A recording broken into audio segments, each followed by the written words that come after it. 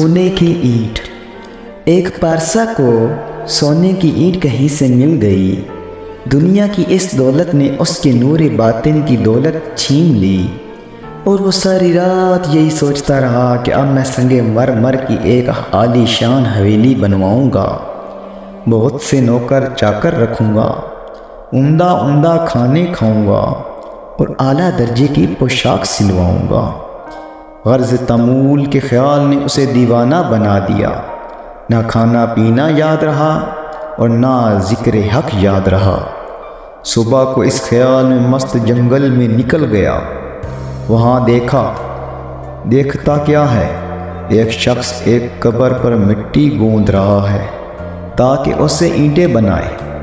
ये नज़ारा देखकर पारसा की आंखें ही खुल गई और उसको ख्याल आया कि आया मेरे मरने के बाद मेरी कब्र की मिट्टी से भी लोग ईंटें बनाएंगे।